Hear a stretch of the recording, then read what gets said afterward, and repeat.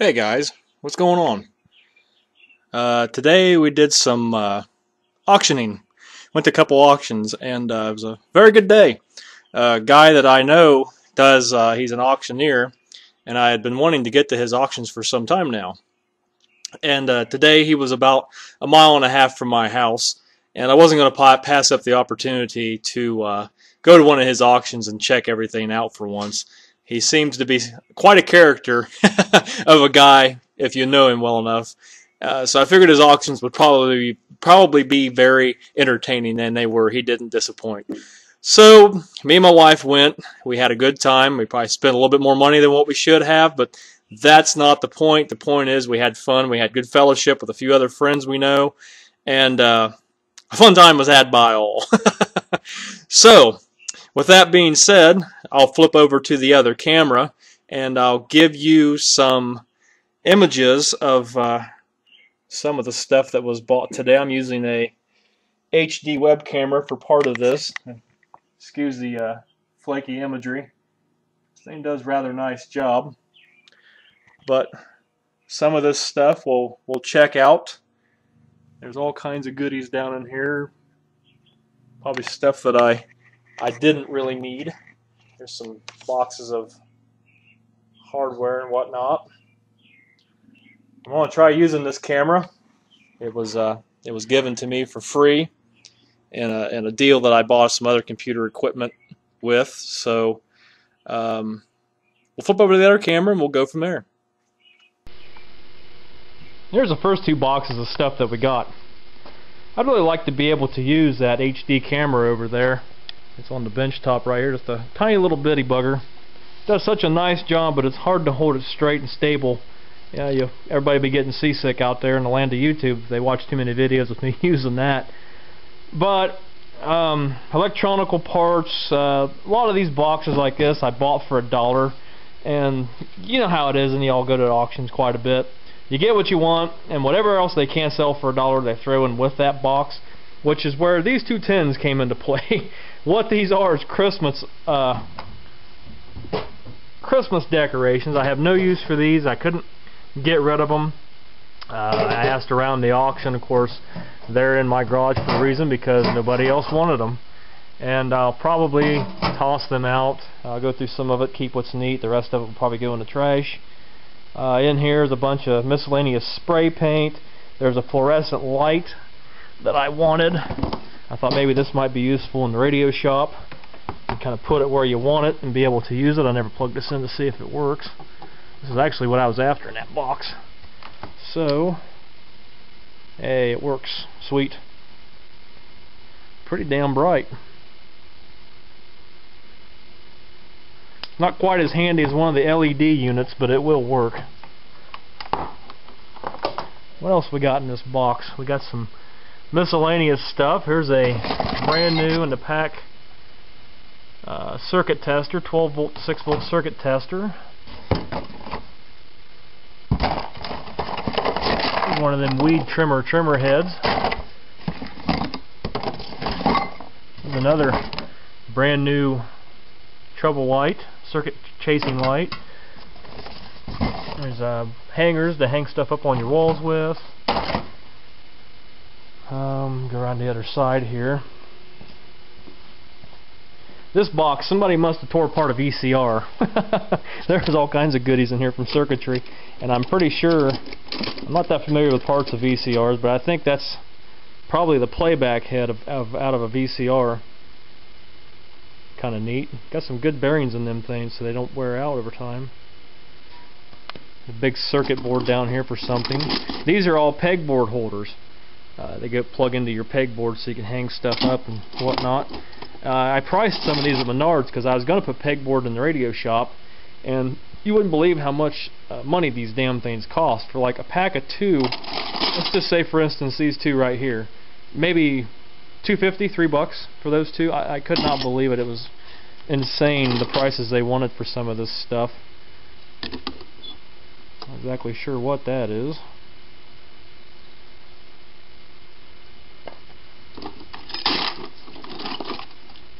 Transformer with a motor mounted to it. That kind of looks like the power transformer of my Westinghouse TSR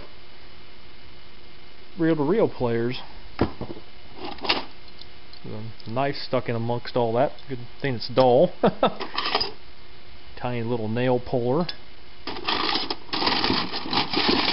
There's a heating element out of something and missed all that.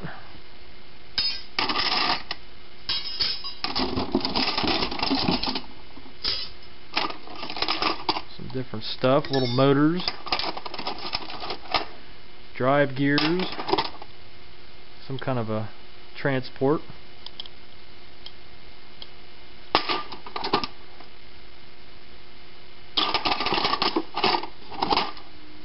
Chisel, what's left of one. Another nice Stanley chisel. It's tiny. That's a nice little chisel. Some kind of push button control.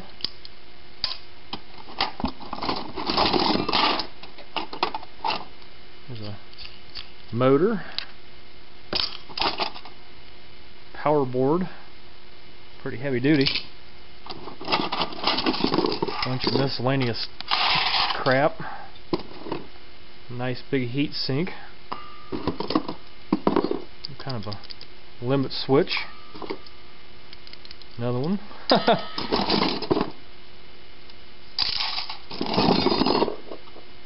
That's a hard drive case. That's what that is.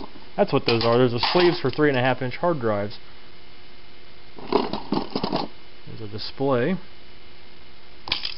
And the rest is just odds and ends. This is one of those gator sockets. It's supposed to fit any kind of nut or bolt. All kinds of goodies in there. So I gotta pause for a minute and change batteries in the camera. I'll be right back. Now, what we have here are miscellaneous pieces of hardware. There's a little bit of everything in this little box. There's drill bits and little nails. Try to keep this camera back. I want to use this thing, but it's kind of hard to control. Some different pipe plugs. It figures I had just bought some of these not too long ago. Then pipe plugs.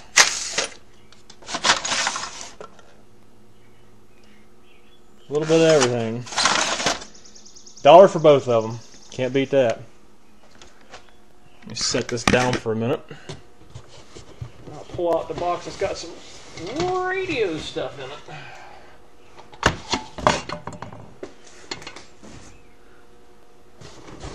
Some of this stuff, I'm not sure exactly what it is,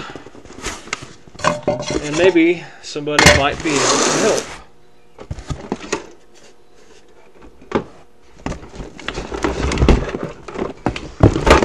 So, get it out and see what we got here.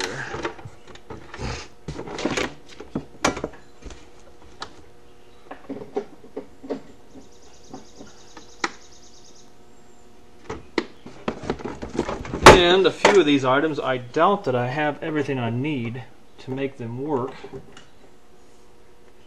because I think some of these take some specialty pieces to make them work.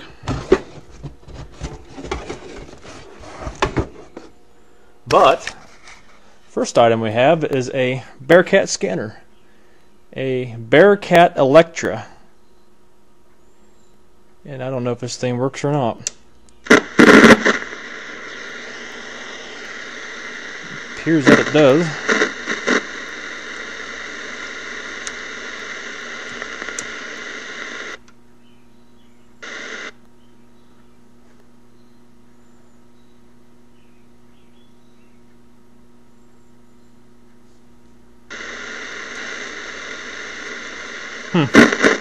Be something to play around with later.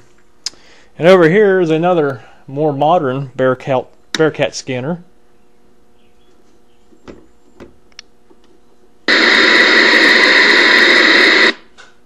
Don't know if it works or not.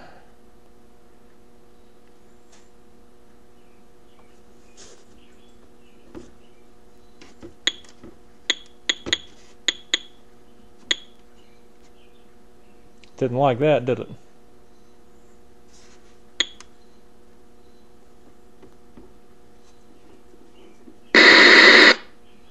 Usually Usually there's quite a bit of stuff around here to pick up on a scanner, but maybe that's not the case anymore.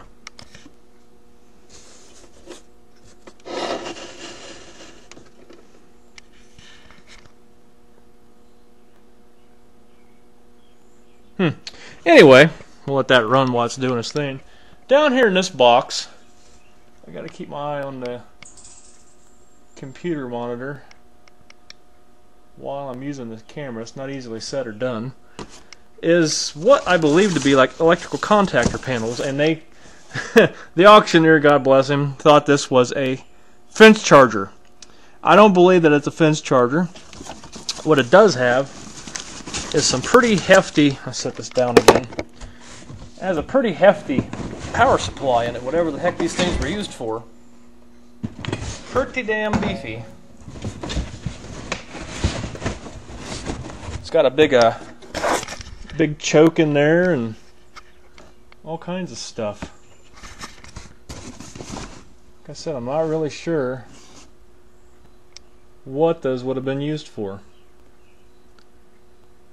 Kind of a interesting item. You could increase or decrease whatever goes into this. And it had a couple monitor lights, of course. I thought these might make good project enclosures.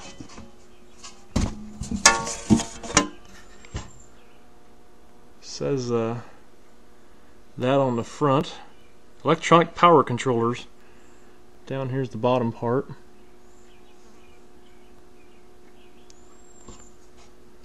And that's it. That's all that's in that box.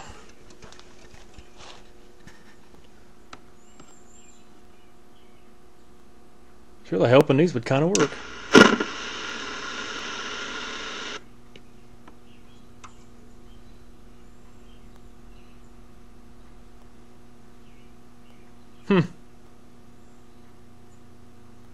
Ain't neither one of them turning up nothing.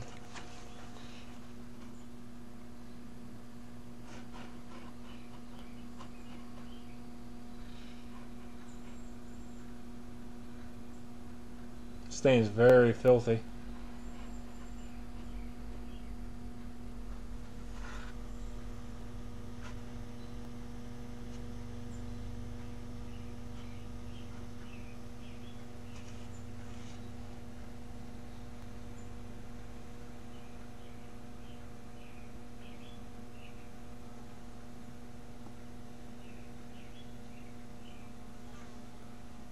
Kind of neat.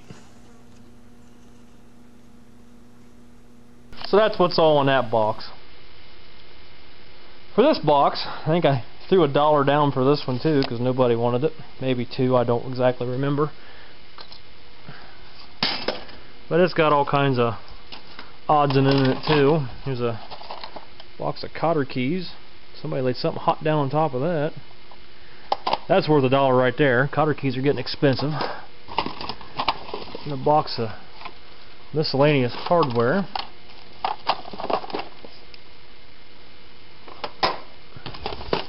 Box of miscellaneous wire connectors. Box of miscellaneous eye hooks. Pitcher. Trimmer line. Green paint. Paint brushes. Ooh, a little alligator. Tripper connector kit. I'm not sure exactly what that's supposed to go in. JB Weld.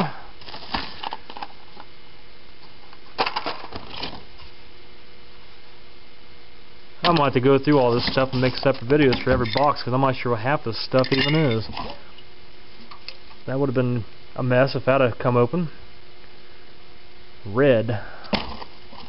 Pretty red all over the place. And everything, a JB Weld. Some Allen wrenches. GFCI, those things are getting rather expensive. Respirator. And tons of extension cords. Some of these look brand new.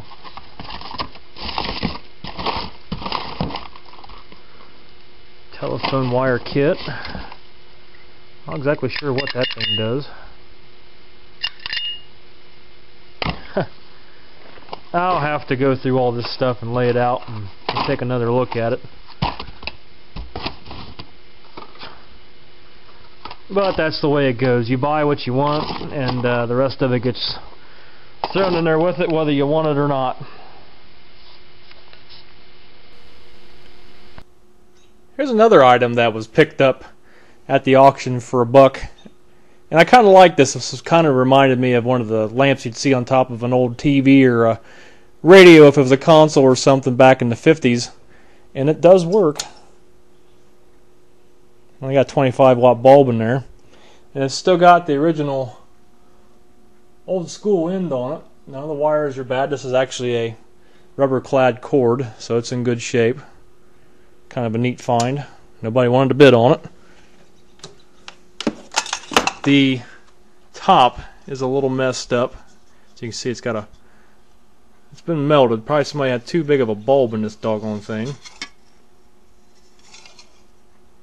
Dummies. After I got done with the last segment in this video, I turned this back on, and I noticed a real bad electrolytic hum in this, so I'm wondering if it's needing filter caps. So it's probably from early mid-80s, maybe, somewhere like that. But the weather band does work. Water Valley of East Central Indiana. Tonight, partly cloudy with a 20% chance of showers. Lows in the lower 60s. Southeast winds around 5 miles an hour. Sunday, partly cloudy. And you can scan. I'm not picking anything up on the actual CB band. The afternoon. But this thing will stop in different spots. South winds 5 to 10 miles an hour. Chance of rain 20%. Sunday. Thunderstorms likely, mainly after midnight. Lows in the mid-60s. South winds around 10 miles an hour. Chance of rain 70%. Monday, showers and thunderstorms likely. Highs in the upper 70s. Southwest winds 10 to 15 miles an hour. Chance of rain 70%. Monday night, mostly cloudy with a chance of showers and thunderstorms. And the antenna is in very bad shape. Southwest winds 10 to 15 miles an hour. Chance It's almost of broke rain 40%. off. And Tuesday, partly cloudy. Highs around 80. And now the extended forecast. So at least the weather band does work on it. Nothing else seems to.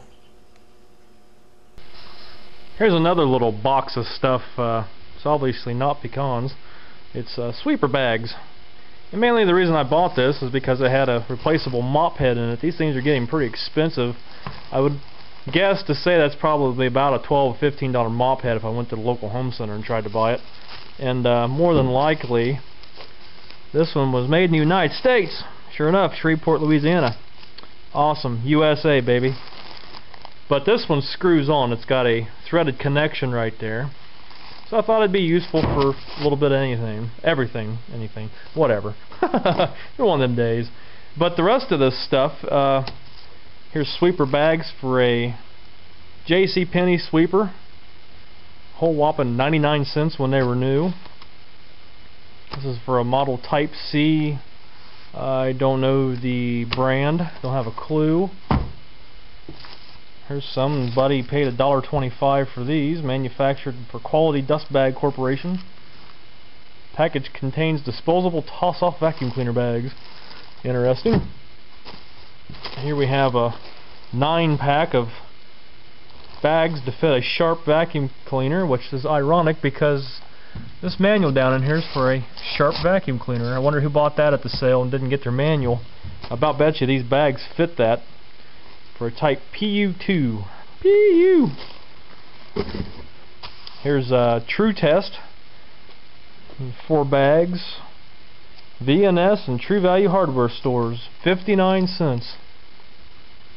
These fit a canister style vacuum cleaner designed to fit most tank models.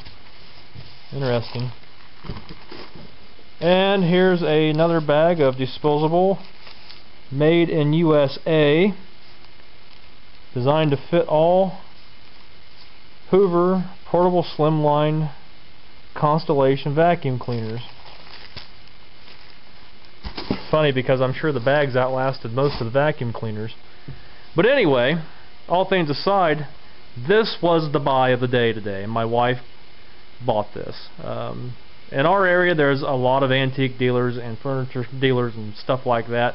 Do furniture resale, refinishing, you name it, the guys do it. And they're like vultures when you go to an auction. These guys are ruthless. You know they bring a lot of money. They could probably bank me and my wife fairly easy and not even think twice about it. And my wife was up against one of them vultures for the bidding on this item.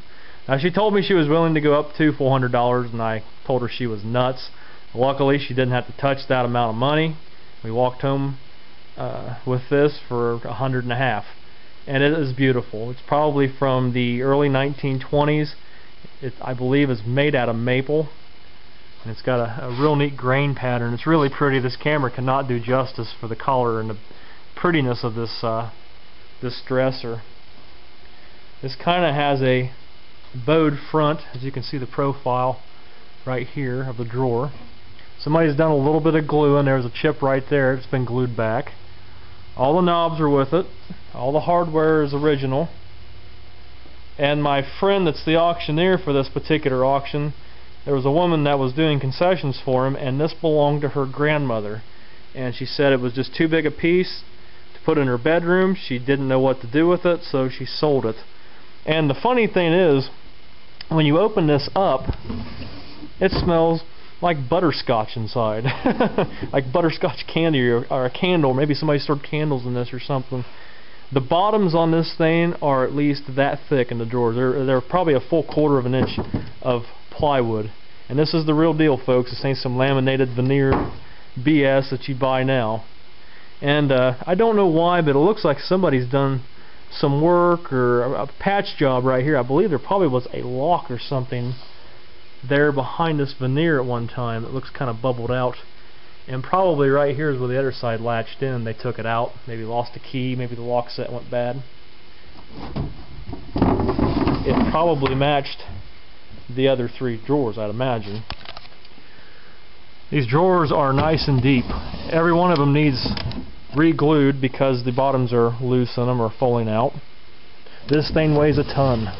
I had a friend, I didn't know who he was at the auction. I guess I call him a friend. We stood there and shot the ship for probably half hour, 45 minutes. I didn't know the guy from Adam. He seemed to be a pretty decent guy. Helped me load it up, and when I got home I basically pulled it out, set one in on the ground, flipped it up, put it on my creeper for work under your cars, and picked the other end up like a wheelbarrow and wheeled it over here. It wasn't too bad to move. It was very awkward though. I will not lie, it does have some weight to it. And then all the drawers, of course, I took out when I moved it and put them back in when I was done. So there's the find of the day. I'll go through this box and probably make another video. This one right here, because there's a bunch of crap in there. I'll show you what's in this one. And probably this one up here, I'll get them contactor panels out, or electrical panels, or whatever the heck they are. And come on, camera, work with me here. Too much light. And we'll see what's in that box. And I'll probably try to pull some info for these Bearcat scanners. And we'll find some more information out about them. These are a Bearcat Electra. I think they have a model number on them somewhere. Let's look. This is Bearcat Electra Company, BC3, serial number 811202. It's set up for an extension speaker, which it did have a model for an extension speaker. This is antenna, this is extension speaker, I'm sorry. Bearcat Model 3, LH Manufacturing, September 1st of 1979. These are about 20 days older than I am. And this other one is a Bearcat BC200. So, right now, we're almost to the end of this video, and here's my little Webbycam. He's the one that's, as you can see, the light is on. And he's watching us, and I'll show you the other part of this video in a little bit. And this shows you the camera I take all my videos with, which is a Kodak C330. It's in a good little camera. So, let me pick this up over here. and I'll turn it over correctly. Here you can get a look at that, which we're looking at with the other camera. He's still watching you. So for now, folks, I will say goodbye. I'll turn off this. And lastly, with the little HD camera, he did a pretty nice job. Here's my Kodak C330 that I take all my videos with. You can see we're running real time. It's a pretty neat little web camera. It does really well. It takes pretty clear video. It's rather hard to control, mainly because you gotta watch the computer as it's recording itself. But all in all, it does a good job. I'd give it a thumbs up for a freebie. And here's the Bearcat logo. I wanted to show this. Anybody might be interested in these scanners. This is a Bearcat 3. Come on. Model 811202. And it does have a hookup for an external antenna, an extension speaker, and on the back it says Bearcat model BC111 LR manufacturing September 1st of 79, and it gives a model number of extension speaker too right here. This unit's about 20 days older than I am. So with this one, not too long after I shot the last segment, the antenna did break off. I was getting ready to shut it all down, and she snapped right off. But that's an easy fix. We can find an antenna. So for him, I think we're probably going to do a recap, so we can get that electrolytic hum out of there, give it a good bath, because God knows it needs that, and our little lamp for $1, and our 2 Bearcat scanners. Nuts and bolts, and our box of goodies here, and not to mention all the sweeper bags and whatnot, and our dresser, and all the goodies down here in these 2 boxes, which I'll make another video of later. So for now, guys, that's it, and thanks for watching.